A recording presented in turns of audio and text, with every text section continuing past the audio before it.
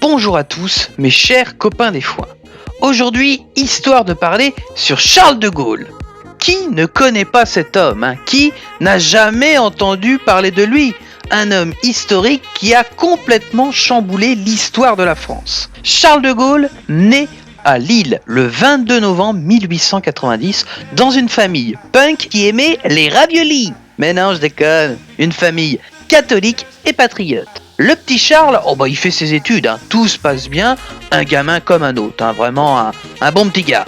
Il fait vite comprendre à ses parents qu'il souhaite faire carrière dans les armes. En 1908, il est reçu à l'école spéciale militaire de Saint-Cyr. Bon, avant d'apprendre leur métier d'officier, les élèves doivent connaître la troupe. Charles de Gaulle est donc muté dans un régiment pour y faire l'expérience de son futur métier. Le petit bonhomme, le voilà élève officier au 33e régiment d'infanterie d'Arras. Ça claque! Le régiment est alors commandé à l'époque par le colonel Pétain. Tiens. On verra par la suite que le destin de ces deux hommes se recroiseront. Après ses 4 années d'études à Saint-Cyr, il est à nouveau nommé à Arras en 1912. À la déclaration de la guerre, le 2 août 1914, le lieutenant de Gaulle rejoint les armées du Nord-Est. Blessé 3 fois au combat, il est laissé pour mort lors d'une bataille à Douaumont, près de Verdun en 1916. Oh non, pas ça. Pas aujourd'hui, pas maintenant, pas après tout ce que tu as fait. Mais il a été, en réalité, fait prisonnier par les Allemands. On a frôlé la catastrophe. Enfermé dans une citadelle, il tente à 5 reprises de s'évader. Mais à chaque fois, repris. Il a tout tenté, le gars. Il voulait absolument partir, absolument s'évader. Un vrai film hollywoodien, mais il n'a pas réussi, le pépère. Il ne sera donc libéré qu'à l'armistice, le 11 novembre 1918. Charles peut enfin revoir ses proches, sa famille et ses amis qu'il n'a pas vus depuis des mois. Lui les bar mitzvahs, les méchouis et autres soirées fort sympathiques. Non, à peine arrivé chez lui, il doit repartir en décembre 1918 en Pologne pour participer à la formation de la nouvelle armée chargée de lutter contre l'armée rouge. À son retour en 1921, le Charlot est heureux car il est vraiment phénoménal.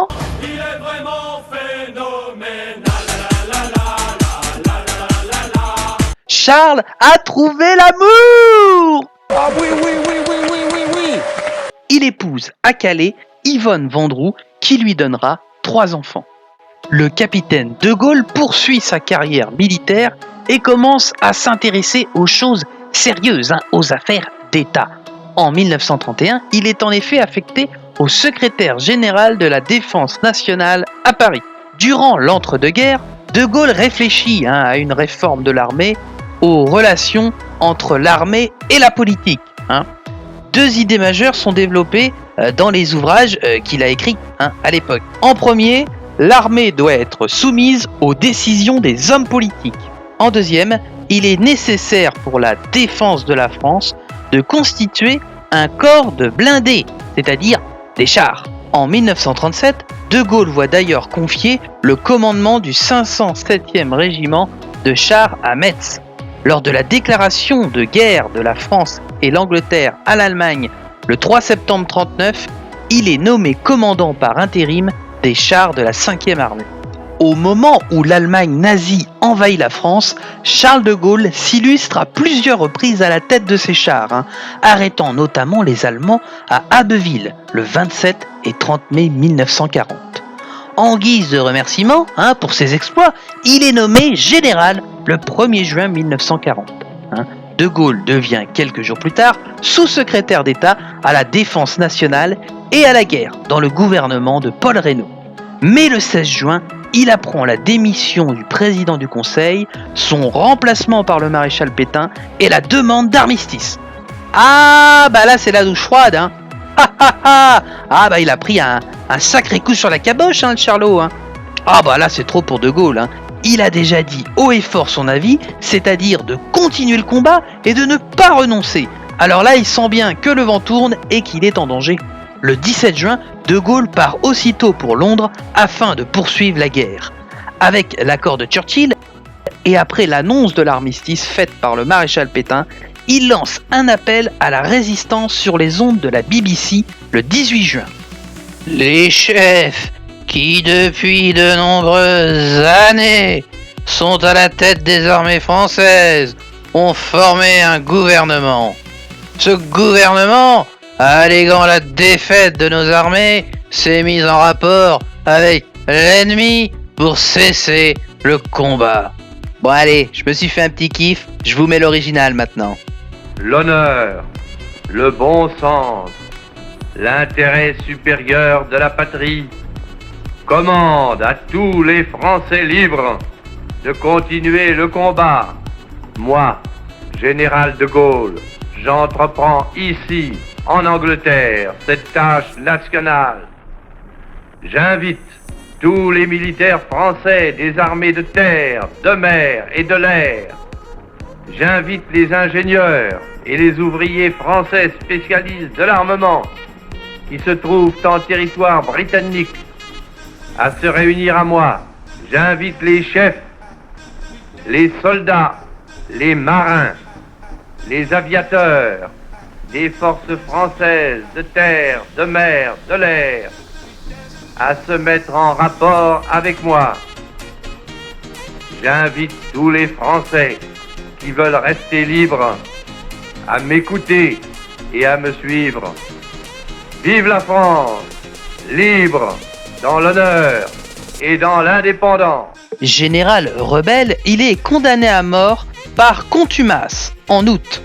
Contumace, c'est pas l'attaquant de la Roumanie à l'Euro 84, hein. Ah non, rien à voir. Ça veut juste dire refus pour une personne de comparaître pour une affaire criminelle. Ah j'aime bien moi ce mot, ça fait savant, ça change.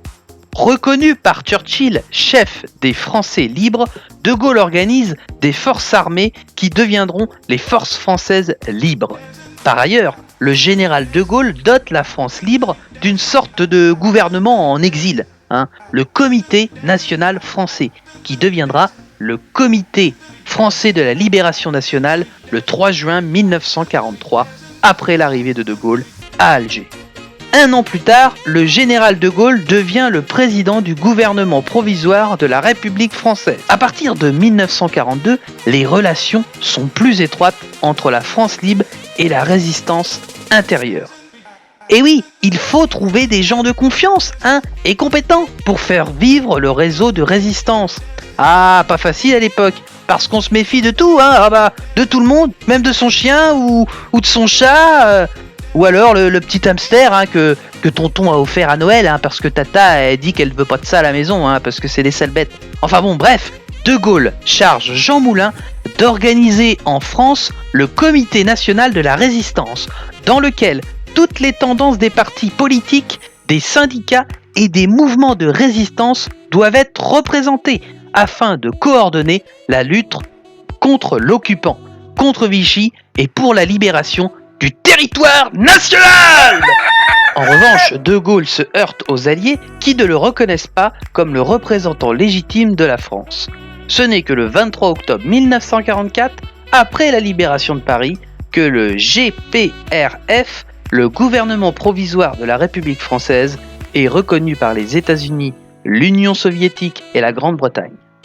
Après le débarquement en Normandie le 6 juin 1944, De Gaulle insiste auprès du général Eisenhower, commandant en chef des armées alliées, pour que Paris soit libéré rapidement, alors que la stratégie prévoyait d'aller directement vers l'Est, sans passer par la capitale. Sauf que Charlot, il a dit non. Du coup, la deuxième division du général Leclerc libère Paris le 25 août. De Gaulle se réinstalle au ministère de la Guerre, rue Saint-Dominique, à Paris, dans le bureau qu'il occupait jusqu'au 10 juin 1940, signifiant ainsi que Vichy était une parenthèse et que la République n'a jamais cessé d'exister. Le lendemain, le 26 août, le général descend triomphalement les Champs-Élysées. Président du gouvernement provisoire, De Gaulle se retrouve rapidement en désaccord avec l'Assemblée constituante sur la conception de l'État et le rôle des partis. Il préfère donc démissionner le 20 janvier 1946. Mais bon, le général a gagné, il a rempli la mission qu'il s'était donné le 18 juin 1940. Libérer le territoire, restaurer la République, organiser des élections libres et démocratiques, entreprendre la modernisation économique et sociale. Imaginez une seconde la libération de la France sans De Gaulle. La France aurait été représentée par le gouvernement de Vichy qui a collaboré avec les Allemands et participé aux plus grandes horreurs que le régime nazi a pu faire. Que serait devenue la France ? C'est ainsi que se termine la première partie d'Histoire de parler sur ce bon vieux Charles de Gaulle. On n'hésite pas à s'abonner, tac tac, le petit pouce bleu, hop, la petite cloche pour les alertes vidéo, et bim, on se retrouve très bientôt pour une deuxième partie d'HDP sur le général. Au revoir!